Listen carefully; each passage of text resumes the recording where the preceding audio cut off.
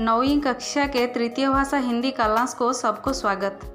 बच्चों, आज हम इस वीडियो में पद्य विभाग का प्रश्न और इसका उत्तर आलोचना करेंगे, जो शिक्षा विकास समिति ओडिशा के द्वारा प्रस्तुत अर्धवार्षिक परीक्षा में आएगा।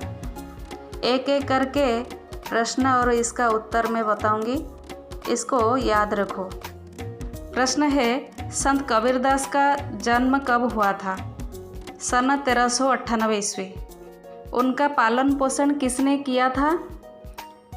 उत्तर है नीरू और नीमा नामक मुसलमान दंपति। कबीरदास कौन सा काम करते थे? कबीरदास जुलाहे का काम करते थे। साखी शब्द किसका अपभ्रंश रूप है? साखी शब्द साक्षी शब्द का अपभ्रंश रूप है। कबीर की भाषा क्या है? कबीर की भाषा सौधुक्कड़ी है। किसके जन्म को दुर्लभ माना गया है? मनुष्य के जन्म को दुर्लभ माना गया है। कौन कौन टूट जाने के बाद भी जुड़ सकते हैं? सोना, सज्जन और साधुजन टूट जाने के बाद भी जुड़ सकते हैं। क्या बार बार नहीं मिलता? मनुष्य का शरीर बार बार नहीं मिलता। सज्जनों की तुलना किससे की गई है? सज्जनों की तुलना सोने से की गई है।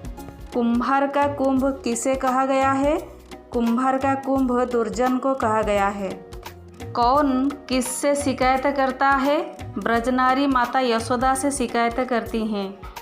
किस पर चढ़कर कृष्ण दही निकालते हैं? खाट पर चढ़कर कृष्ण दही निकालते हैं। ब्रजनारी ने किसे अनोखा कहा है? ब्रजनारी ने कृष्ण को अनोखा कहा है। यहाँ लाल किसे कहा गया है? यहाँ लाल श्री कृष्ण को कहा गया है। किस समय घर सूना था? दोपहर के समय घर सूना था। प्रतिदिन किसकी हानि होती थी? प्रतिदिन गोरस की हानि होती थी। दही कहाँ रखा हुआ था? दही सिक्का पर रखा हुआ था। खेत किसे कहा गया है? खेत मनुष्य शरीर को कहा गया है।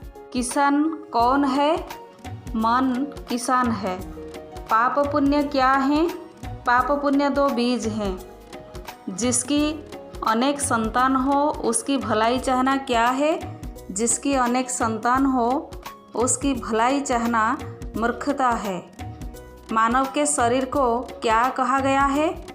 मानव के शरीर को खेत कहा गया है। दो बीज कौन कौन से हैं? दो बीज पाप और पुण्य हैं। बार बार अपने आचार व्यवहार को बदलने वाले की भलाई चाहने को क्या कहा गया है? मूर्खता कहा गया है। किस पर कुसंग का प्रभाव नहीं होता? उत्तम प्रकृति पर कुसंग का प्रभाव नहीं होता। चंदन वृक्ष पर कौन लिपटा रहता है? चंदन वृक्ष पर सांप लिपटा रहता है। किस पर सांप के विष का प्रभाव नहीं होता?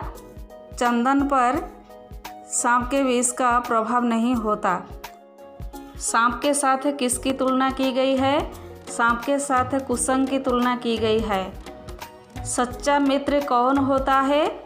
जो विपत्ति के समय साथ में रहता है वह सच्चा मित्र होता है। समानार्थी शब्द लिखिए। मनीषा मनुष्य, देह शरीर, तरवर पेड़, सोना कांचन, कुंभ कलश, लाल पुत्र, दिवस दिन, पुत पुत्र, माखन लौनी या मक्खन, कीवार दरवाजा, अनोखा आश्चर्यजनक, काया शरीर, किसान कृषक, सूत पुत्र, मनसा मन, विष जहर, भुजंग सांप, उत्तम सबसे अच्छा, विपत्ति दुर्दिन, मित्र दोस्त। विपरीत शब्द लिखिए। जन्म मरण, दुर्लभ सुलभ, सज्जन दुर्जन, साधु असाधु, पाप पुण्य, अज्ञान ज्ञान, अपार पार, उत्तम अधम, कुसंग सुसंग, मित्र शत्रु, विष अमृत। शुद्ध वर्तनी लिखिए। तुलसी, यहाँ पर शुद्ध वर्तनी है। तुलसी दंत्य में बड़ी ई की मात्रा। किसान किसान दंत्य स होगा किसान, ये है शुद्ध वर्तनी।